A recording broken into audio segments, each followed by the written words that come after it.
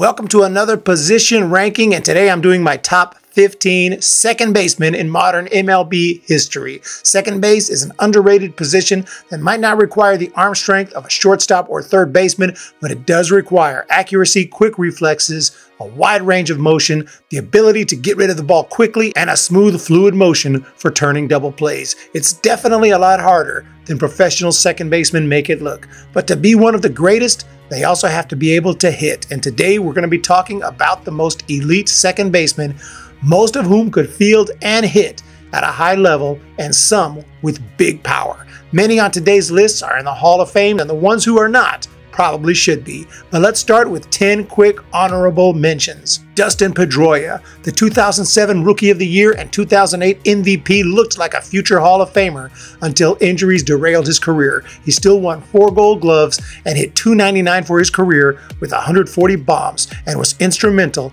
in helping the Red Sox win World Series championships in 2007 and 2013. Bobby Doerr, another Red Sox legend. Bobby Doerr never played another position besides second base. He was a great all-around player who could hit for average and power, and he made 9 All-Star teams and hit .288 with 223 bombs while being regarded as one of the greatest defensive players of his era. Willie Randolph, a player who just missed the top 15. Willie Randolph was a patient hitter, excellent bunter, speedster, and phenomenal defender who played second base for 18 years, most notably for the New York Yankees. He walked over 1,200 times in his career and had a .373 on-base percentage with 271 steals and 2 World Series rings, along with 6 All-Star nods. Frank White.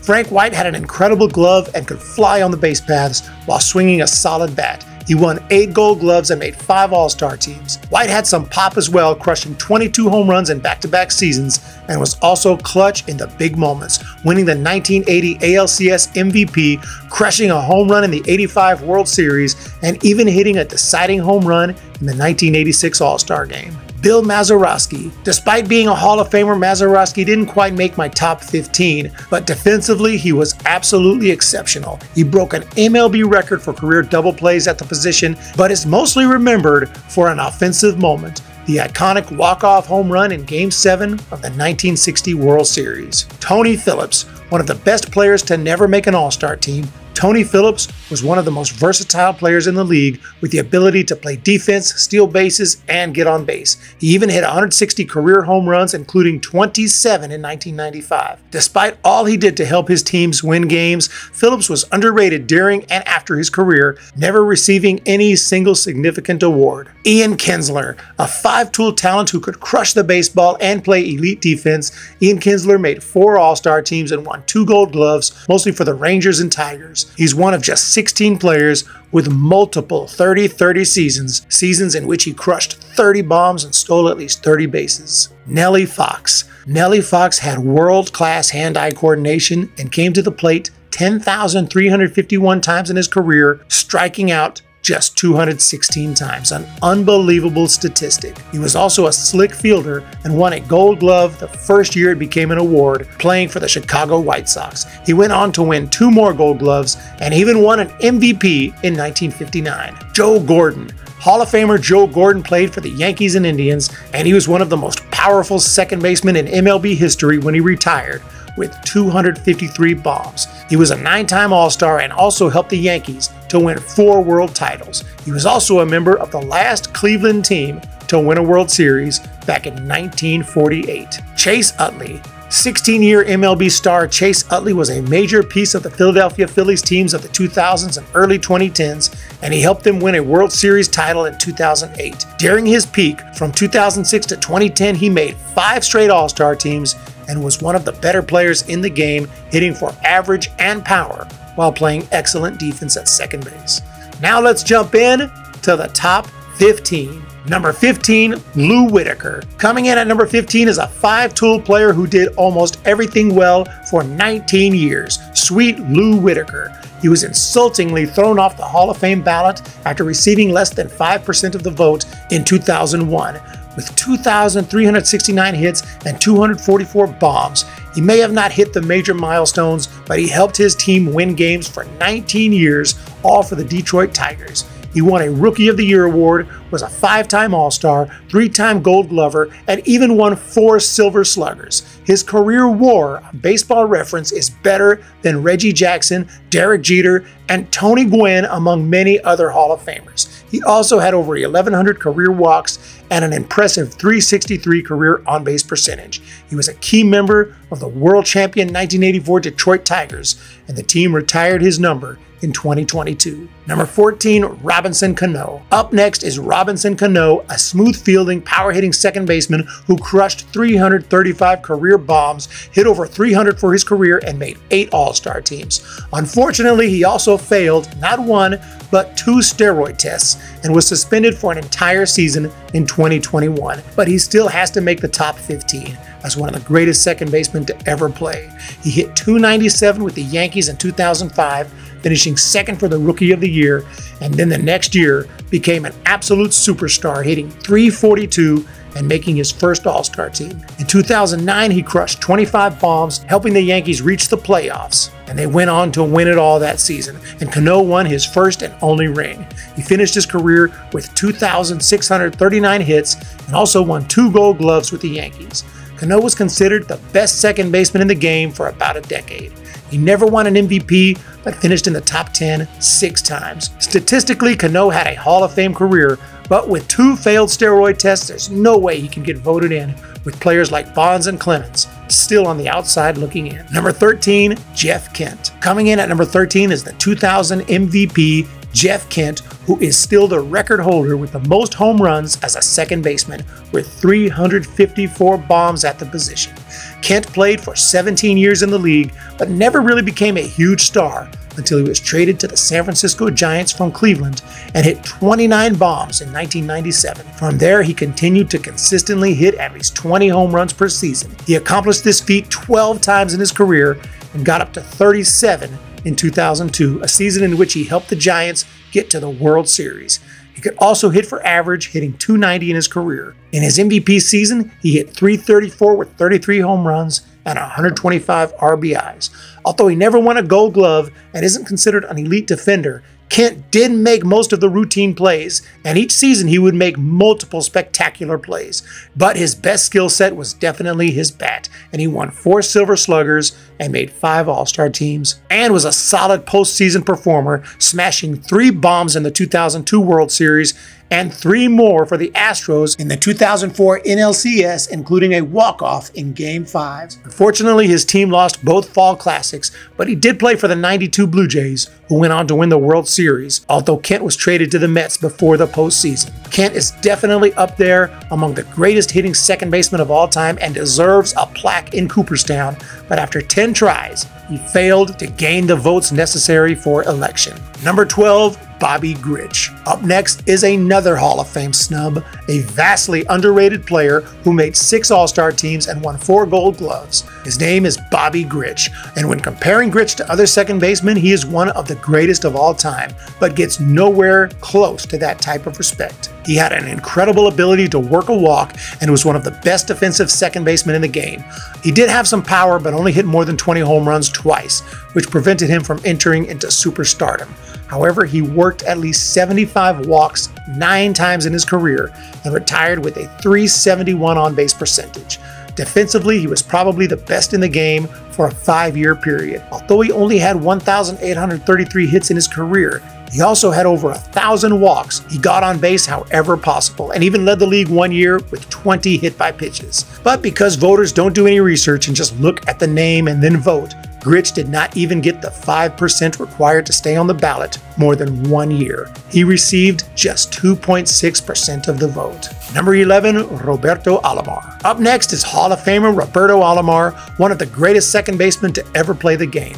He won more Gold Gloves than any other second baseman in MLB history with 10, and also made 12 straight All-Star teams. He started his career with the San Diego Padres and quickly became a superstar with a consistent, solid bat, but also an absolutely incredible glove. He was smooth and elegant, but also acrobatic and flamboyant, making the toughest plays look easy. He was traded to Toronto before the '91 season and helped them to win back-to-back World Series. In '93, he hit .326 with 17 bombs in the regular season, but was also phenomenal in the postseason. He won the 1992 ALCS MVP, hitting .423, and he also hit .480 in the '93 World Series. Alomar also played with Cleveland alongside defensive wizard Omar Vizquel at shortstop, and he turned some of the smoothest double plays ever seen.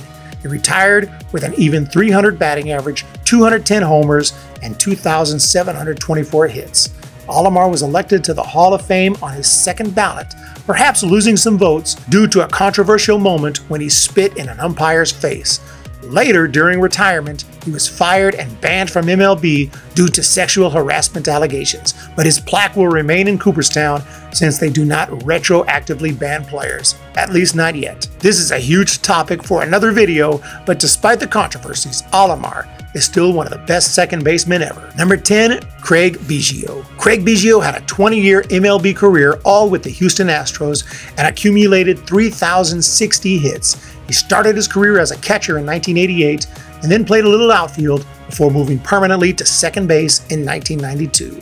He won 4 consecutive Gold Gloves at the position and went on to become one of the greatest Astros players of all time. He hit at least 300 4 times, scored at least 100 runs 8 times, and holds franchise records in career games, at-bats, hits, runs scored, doubles, total bases, and extra base hits. He also has a National League record for most times leading off a game with a home run, with an incredible 53 leadoff bombs. He's among the best in MLB history in every defensive stat at second base as well. Although he never won an MVP, he was incredibly consistent, performing at an elite level year after year after year. For his career, he hit .281 with 291 homers and led the league multiple times in runs scored and doubles. He was also an Iron Man and rarely went on the disabled list. Craig Biggio is definitely deserving as a top 10 second baseman in MLB history. Number 9, Frankie Frisch. At number 9, we have Frankie Frisch, who played for the New York Giants and St. Louis Cardinals. He has the most hits in World Series history for someone who never played for the Yankees. Frisch signed with the Giants in 1919 and went straight to the big leagues without playing a single game in the minors. He made a quick impact with an incredibly consistent bat, blazing speed, and elite defense. He led the league with 49 steals in 1921 and also hit .341, beginning an 11-year streak in which he never finished a season with an average under 300. He led the league in steals 3 times and even won an MVP in 1931. He was especially elite in the World Series and helped the Giants to win it all in 1921 and 1922. In 22, he hit .471 in the Fall Classic. With the Cardinals, he also won 2 World Series titles. And for Frisch's career, he had 2,880 hits, 1,244 RBIs, a .316 batting average, and 419 stolen bases. He also made the first 3 All-Star games. Frisch was elected to the Hall of Fame in 1947. Number 8, RYNE SANDBERG. Up next is Hall of Famer RYNE SANDBERG, who after a quick stint with Philadelphia, played 15 seasons as a Chicago Cub. In 1984, he made a name for himself on national television with 2 dramatic bombs, one in the 9th and one in the 10th, propelling the Cubs to a 12-11 victory. That season, he led the league in triples, runs, and WAR, making his first of 10 consecutive All-Star teams, and he also won the National League MVP award. He became a massive star not only as a hitter, but also as an elite defender. He won 9 straight Gold Glove awards and retired with the best fielding percentage in MLB history as a second baseman. He's also tied with Jose Altuve for the most career Silver Sluggers with 7. He led the league in home runs with 40 bombs in 1990. Sandberg surprisingly retired early on in 1994 after a slow start, but returned in '96 and crushed 25 homers. When he retired for good after 1997, he had the MLB record for the most home runs as a second baseman, a record that was eventually broken by Jeff Kent.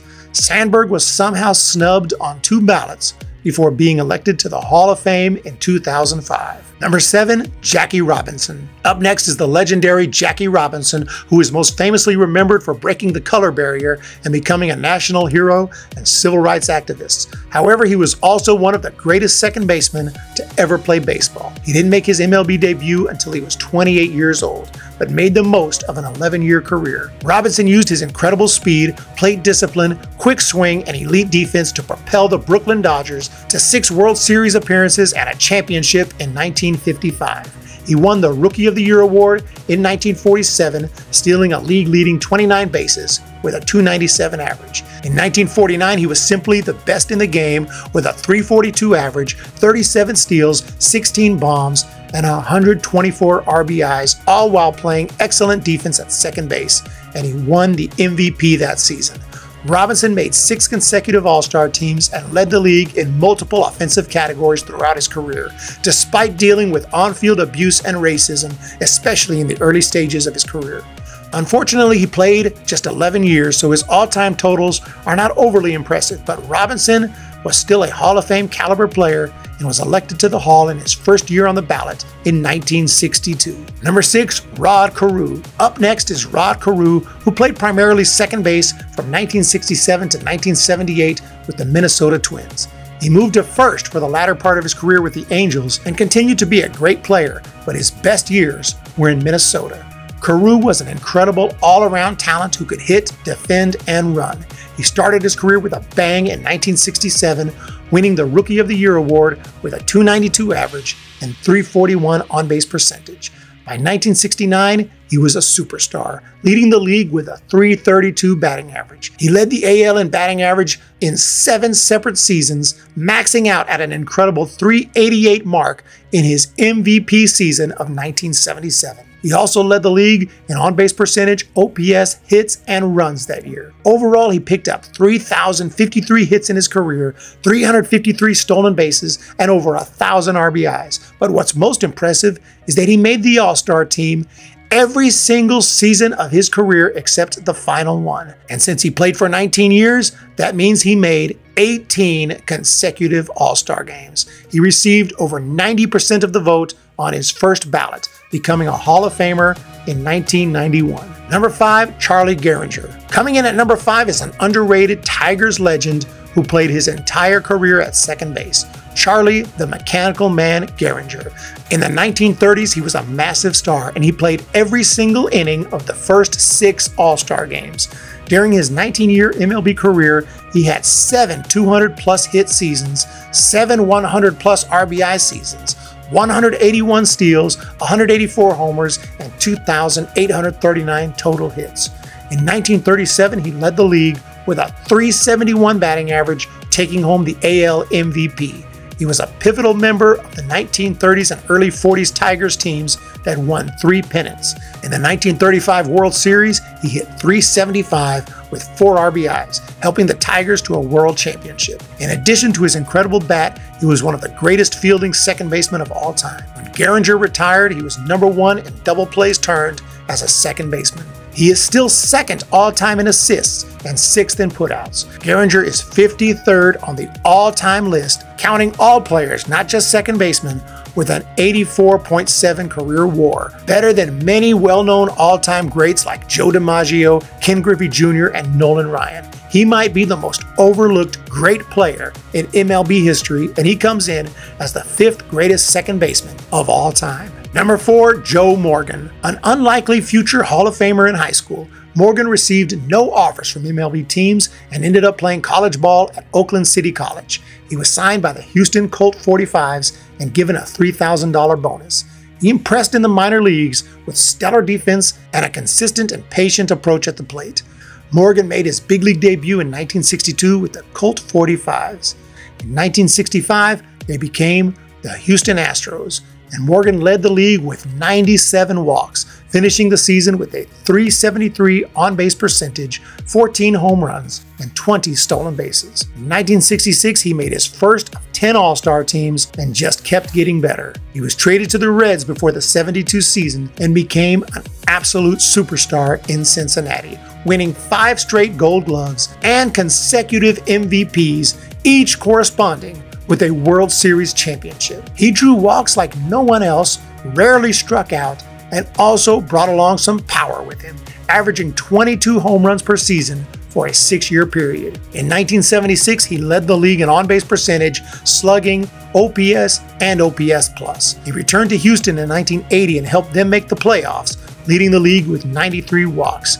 And then he signed with the Giants and hit a famous home run on the last day of the season in 1982 that knocked the rival Dodgers out of the playoff hunt. He won a Silver Slugger that year and had a 5.1 WAR for the Giants. He also played with the Phillies and A's before retiring with a .392 career on-base percentage. His 100.6 career WAR is 31st all-time, and Morgan was elected to the Hall of Fame in his first year of eligibility. Number 3, Nap Lajoie. Nap Lajoie's career started in 1896 but continued into the modern era, so he is eligible for this list. He became one of the greatest hitters in the early years of professional baseball. He played almost exclusively second base, but occasionally filled in at other infield spots. Lajoie hit .338 for his career, maxing out at an insane .463 batting average in 1901. He led the league multiple times in batting average, on-base percentage, slugging, RBIs, and doubles. Lajoie led the league in WAR 6 times and batting average 5 times. His career lasted over 21 seasons, playing for the Phillies, A's, and Cleveland Broncos, who changed their name to the Cleveland Naps in honor of Lajoie while he was still on the team. That's how much of a legend he was. He won the Triple Crown in 1901, hitting .426 with 125 RBIs and 14 home runs, a huge number during the dead ball era. He would have easily won the MVP that season, but it didn't exist at the time. He retired with a .338 batting average and over 3,200 hits. Number 2, Eddie Collins. No one in MLB history has played more games at second base than Eddie Collins, with 2,650 games played at the position with the A's and White Sox. He also had an incredible combination of elite defense, blazing speed, and a pure bat. He had his breakout season in 1909 when he hit .347 with 63 stolen bases. In 1910, he led the league with 81 steals while hitting .324. The only tool that was lacking was power, but other than that, he could do it all. From 1911 to 1914, he never finished lower than 6th for the MVP, and he won the award in 1914 with a .344 batting average, but hit even higher during the previous 3 seasons, maxing out at .365 in 1911. Collins also had an amazing eye and was consistently among the league leaders in walks. He was one of the best bunters in MLB history as well, and is the current leader all-time in sacrifice bunts, a record that may never be broken. Collins continued to produce year after year and finished second for the MVP in 23 and 24, leading the league in steals each season. He finished his career with 3,315 hits and a .333 batting average. He also earned 6 World Series rings, hitting .429 in the 1910 World Series, .421 in 1913, and .409 in 1917. Collins inexplicably was not elected to the Hall of Fame on his first few ballots, but finally reached the 75% threshold in 1939 and got his much-deserved plaque in Cooperstown. Number 1, Rogers Hornsby. But coming in at number 1 has to be Rogers Hornsby, perhaps the greatest right-handed hitter to ever live. He started his career as a shortstop but settled into second base in 1920 and stayed there for the rest of the decade, playing a total of 1,561 games at the position. He was one of the best players in baseball for well over a decade and led the National League in WAR in an astonishing 11 out of 13 seasons. He was consistently among the league leaders, oftentimes number 1 in almost every offensive category, including home runs, and he led the league in batting average for 6 straight seasons, 3 times finishing above 400. In 1924 with the St. Louis Cardinals, he had a superhuman season, hitting .424 with a 1,203 OPS, but finished second for the MVP because pitcher Dazzy Vance went 28-6 with a 2.16 ERA, and this was before the Cy Young Award existed. Hornsby did win the MVP the next year and also became a player manager, a position he would consistently hold throughout the rest of his career. He won a second MVP with the Cubs in 1929 before injuries slowed him down in the 30s, but he continued to play when he could through the 1937 season.